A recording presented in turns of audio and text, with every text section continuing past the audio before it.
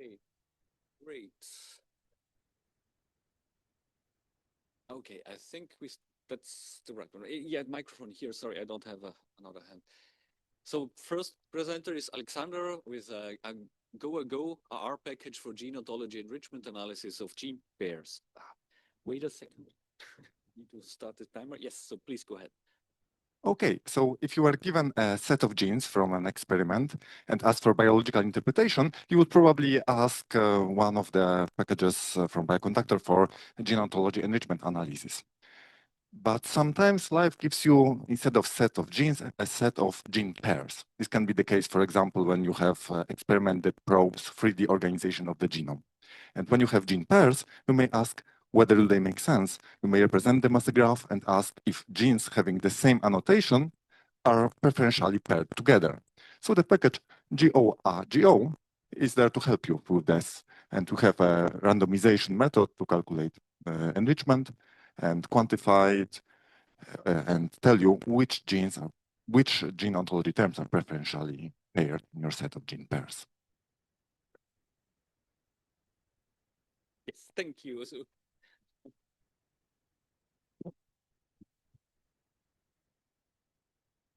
how did you manage to do this yesterday? Yeah, but no, I mean, I don't have to click. That's great. It's just, anyway, sorry. No, it's already the next one. It's okay. It's okay. It's okay. Okay, so good. Thanks. So next presenter is Anna with benchmarking differential expression strategies for multi-sample single-cell RNA-seq. So please go ahead. Thank you. So as you know, differential expression is a key step for single-cell RNA-seq data analysis. It is widely used for the detection of marker genes for cell type annotation. However, in the last years, single-cell experiments frequently include several multiple samples, and cells that come from the same donor cannot be considered as independent observations since they share environmental and genetic backgrounds.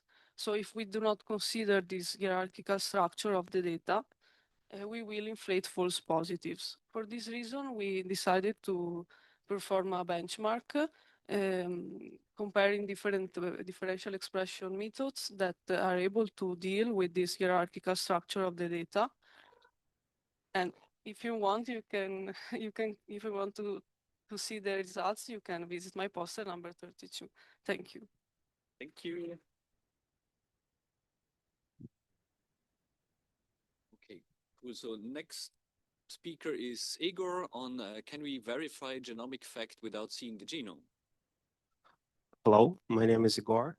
I recently defended my PhD, interdisciplinary PhD in the field of privacy-enhancing technologies. And today I would like to discuss with you, every single one of you, how to apply this specific cryptographic protocol called zero-knowledge proof to your genomic data that you work on a daily basis. So there is so-called initiative, digital identity wallet, which allow you to store different documents the same way as you store bank cards within your Apple Pay or Google Pay, whatever. So what I propose to store genomic data in a format of verifiable credentials within such digital identity wallets in order to bring sovereign genomic identity and allow individuals be responsible for their own genomic data. Thank you. Okay,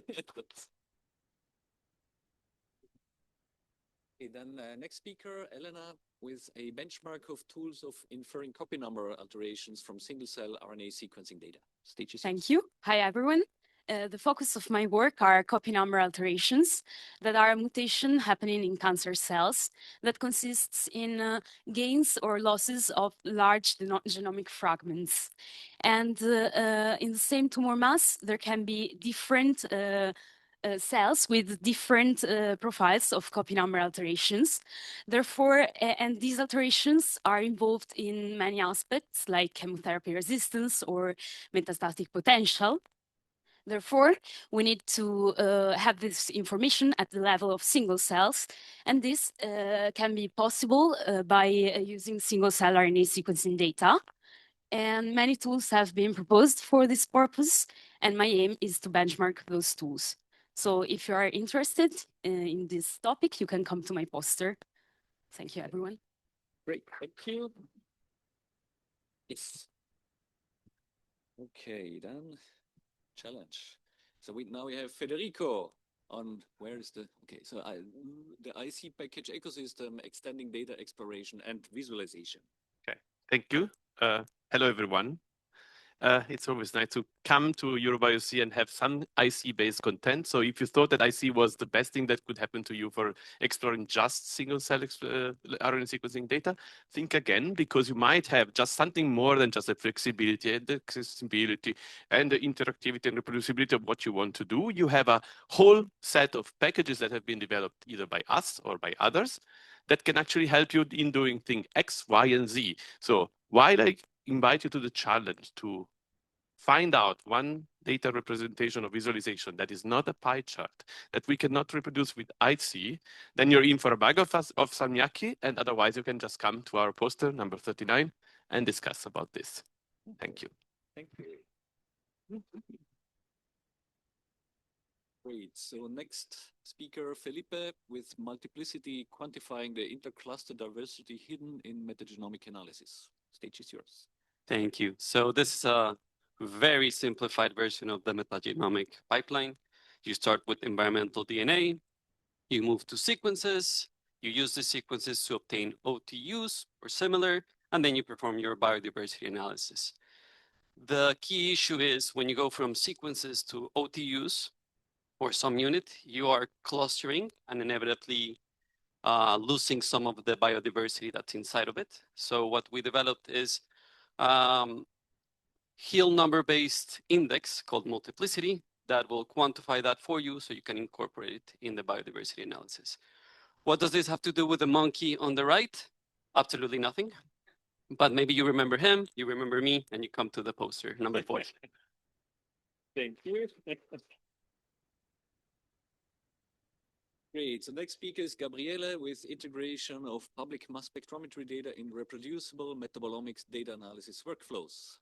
Stage is yours. Okay, so public repository has a massive wealth of mass spectrometry data, but there is a bottleneck in metabolomics regarding the lack of standardized metadata and common formats.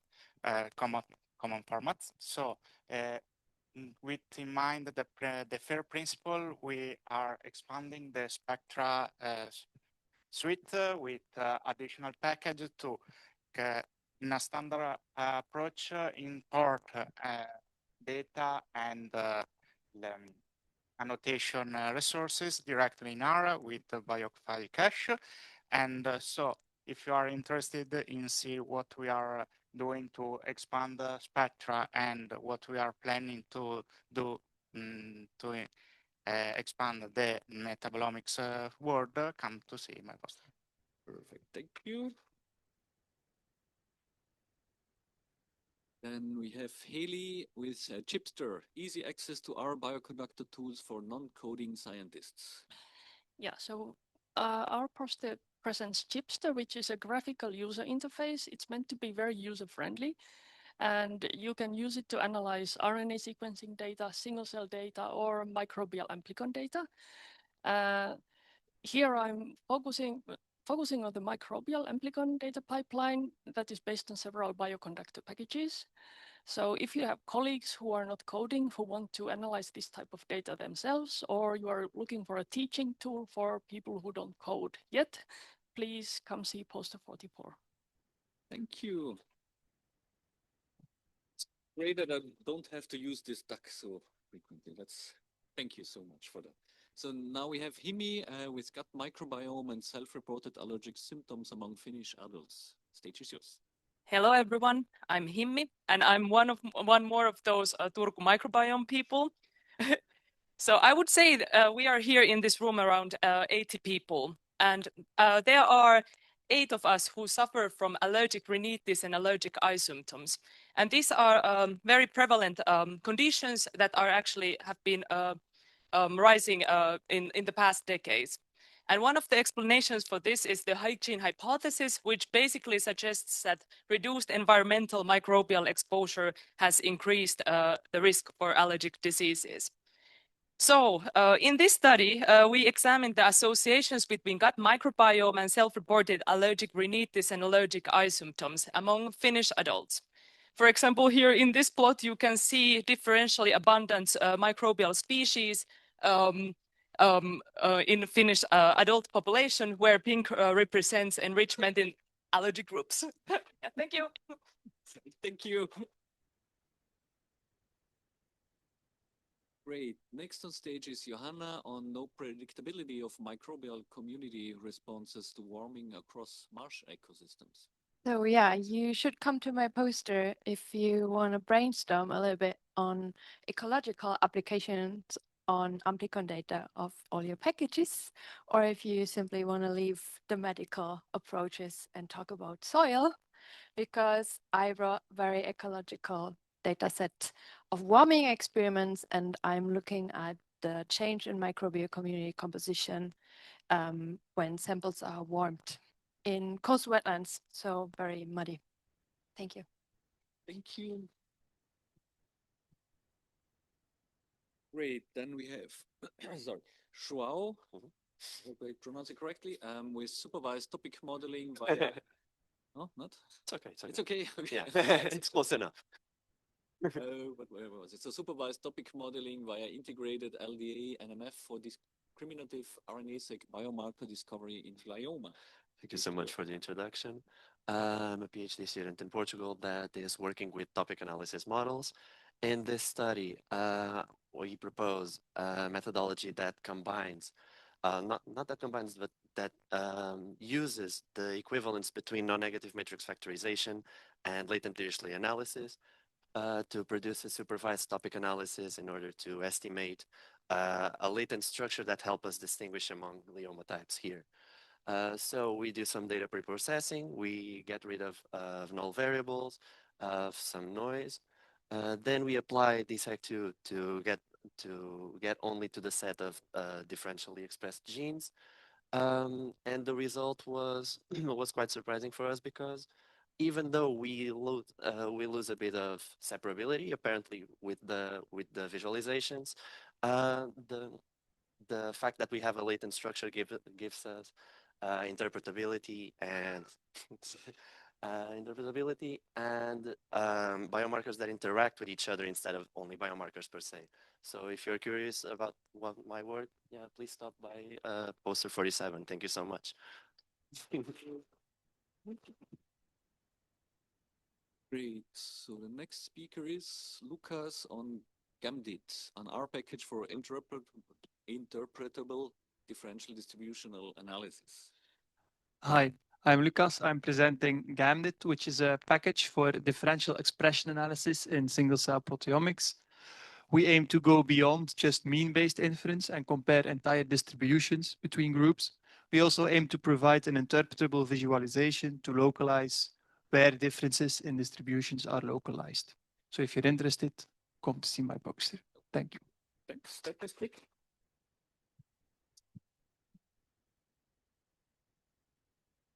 Then we have Naila on Emma enrichment methods matter. Sorry, name not okay. Enrichment methods matter for achieving fully reproducible pathway analysis. Thank you. So PEA is a powerful or usually widely performed analysis that help us generate pathway level hypothesis and interpret our data biologically.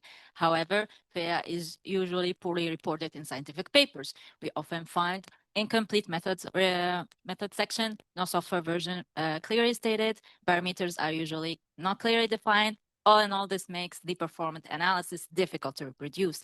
To solve this issue, we present Emma, a package that integrates with existing FAIR tools and automatically captures, like Kirby, provenance metadata during the analysis runtime. So Emma captures metadata such as the call used, the parameters, and the current R session, and returns the original R object in or the original result object in their native format. So it doesn't change your workflow nor your output format, but rather adds structure metadata. To learn more on how to integrate Emma in your current FEA workflow for automatic metadata tracking, come to my poster number 55. Thank you. Great. So next one is Sebastian on Anvil, accelerated array computing and code transformations for R. Yes, hi. So I've been working for the last year on a package that tries to bring better GPU computing to R. And yeah, the idea is kind of that you write R code and you can compile it and it will then run on GPU. It uses the same like infrastructure that is used by TensorFlow or JAX or PyTorch on TPU. And yeah, so I'm here to explore whether anyone could make use of this if you have expensive matrix algebra. So yeah, it's poster 59. Thank you. Thank you.